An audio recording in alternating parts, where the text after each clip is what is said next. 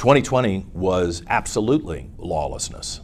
All of us have to obey the law. Mature people should advocate adjudication of those conflicts in the courts. They should admonish those who take to the streets and bring it upon themselves to be the judge, jury, and executioner, to hold back and not do that. I did not see that in 2020. I saw a lot of cowards, to be candid, in both political parties who did not want to be called racist. They were too scared to be called racist and wouldn't stand up for what was right, which was peace and not harming your neighbor and not destroying things. It doesn't seem to me that that's an outrageous expectation for the average person. And I saw others who were actively fanning the flames of discontent rather than bringing the temperature down. That's unacceptable.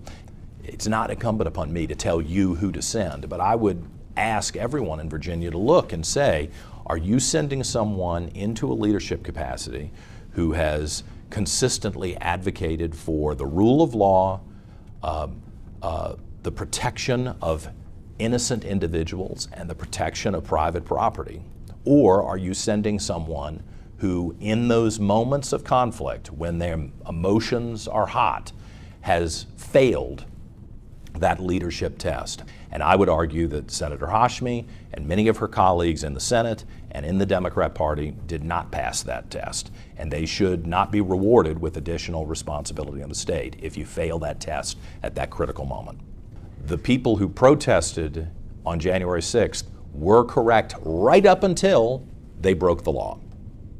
Yes. I've done many protests, many demonstrations in Washington, both as a participant and as an organizer for the veterans of the United States for 2 years to try to get money for vets and their mental health care.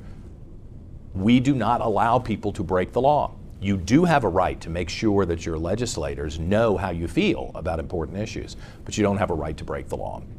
Yes, and I want to make sure that anybody who heard what I said about 2020 also hears what I'm saying about January 6th, because that is very important.